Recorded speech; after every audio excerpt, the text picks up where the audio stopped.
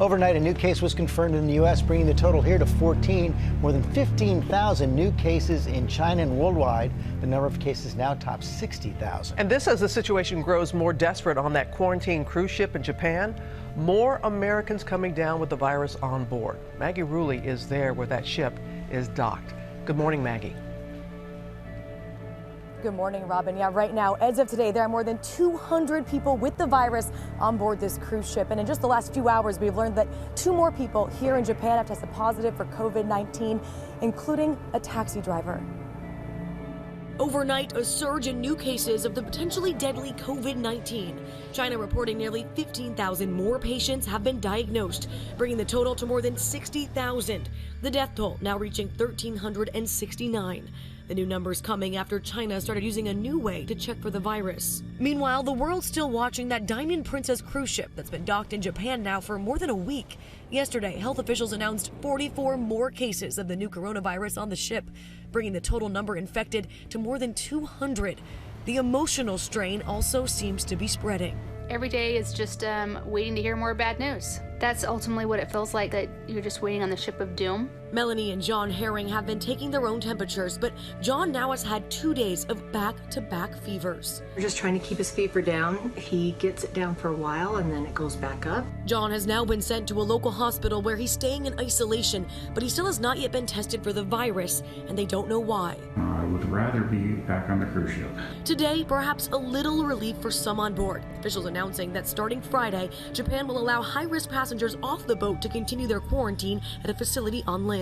Across much of Asia, protective gear is nearly impossible to find. In Hong Kong, someone's smashing this car's window to get to the face masks inside. Amid the confusion and mounting fear, there are a growing number of reports around the world of Asians being shunned or targeted due to fear of the new coronavirus. If another person coughs, people don't pay attention to it. But if an Asian person coughs, people move away, people shun you. Jung says his friend was recently threatened on a public bus. They said, if you sneeze at me, I'll kill you.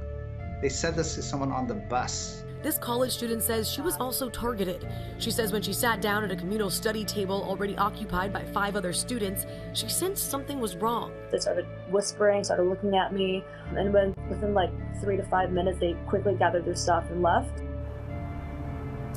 The CDC is now saying that the spread of this virus from person to person is now likely to happen in the U.S. or elsewhere. And guys, this is a major concern for doctors back in America. So we need to get the facts straight. How does this virus work? How does it transmit? Where does it want to go? And let's protect ourselves. I'm Dr. Peter Lin. I'm a family physician in Toronto, Canada. The coronavirus is a family of viruses that can cause as mild things as just a common cold, all the way up to SARS or MERS. These are these bad pneumonias that we're talking about. And basically what these viruses are, they look like a tennis ball with all these spikes sticking out of it. And depending on the type of spike, it allows that virus to attach to certain places. So some viruses, they have the spike that attaches to your nose. So basically you just get a common cold. But the SARS virus and this new virus that we're talking about has the spike that allows it to attach to the cells in your lung. And when it attaches there, it puts in information to make photocopies of itself. So it uses our equipment to make more viruses. I'm declaring a public health emergency of international concern over the global outbreak of novel coronavirus. Most of the coronaviruses live in animals. In this particular case, it was from Wuhan. There was a fish market where they were selling live animals. And the thought is that the virus was in a live animal, then it crossed into a human. But then what we found was that people were getting sick in terms of healthcare workers, in terms of family members that were looking after them, which now meant that the virus can pass from human to another human. Just like all viruses, it needs to reach a target, which is your lung. And it has to get there with your help. It has no feet and no wings. So therefore it needs us to move it there. So that's why we keep saying, don't hang around sneezy people because you're gonna breathe it in. And don't touch your face because that's how the virus is gonna get in.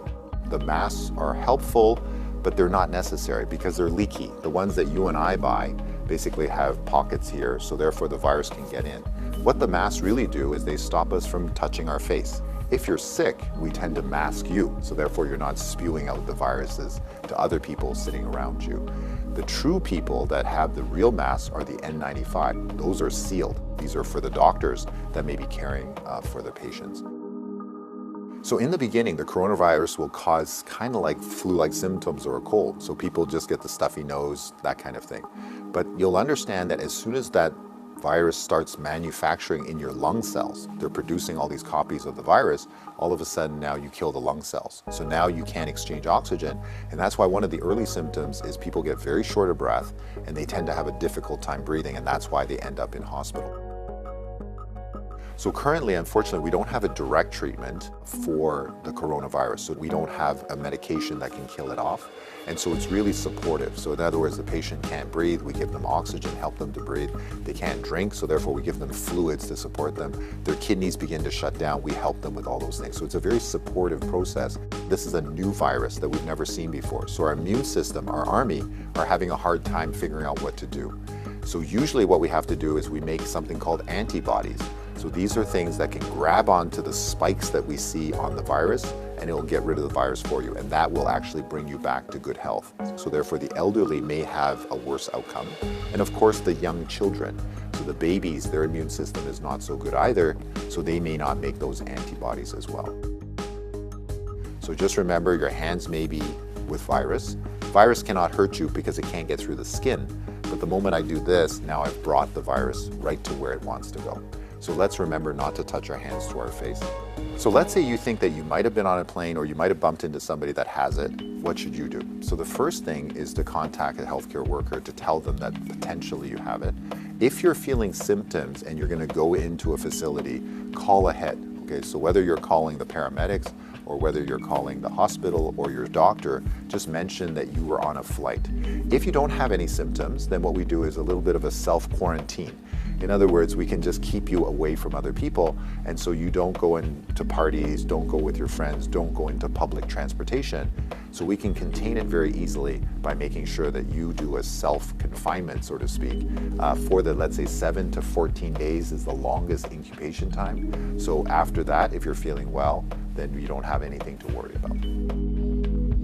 So if we get the facts right, then we don't have to be overly worried, but we do the right things so that we don't get the virus ourselves and that we don't pass it on to others. And if we look after each other in this way, this virus will have nowhere to go. It needs us to move it, it needs us to make copies for it, and if we don't help it, then the virus will stop. Psalm 91. He who dwells in the shelter of the Most High will abide in the shadow of the Almighty. I will say to the Lord, my refuge and my fortress, my God in whom I trust. For he will deliver you from the snare of the fowler and from the deadly pestilence. He will cover you with his pinions, and under his wings you will find refuge.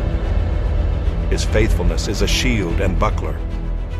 You will not fear the terror of the night, nor the arrow that flies by day, nor the pestilence that stalks in darkness, nor the destruction that wastes at noonday. 1,000 may fall at your side, 10,000 at your right hand, but it will not come near you. You will only look with your eyes and see the recompense of the wicked.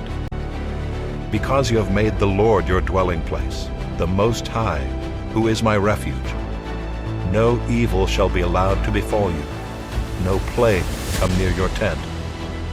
For he will command his angels concerning you to guard you in all your ways. On their hands they will bear you up, lest you strike your foot against a stone. You will tread on the lion and the adder, the young lion and the serpent you will trample underfoot. Because he holds fast to me in love, I will deliver him. I will protect him because he knows my name. When he calls to me, I will answer him. I will be with him in trouble. I will rescue him and honor him. With long life I will satisfy him and show him my salvation.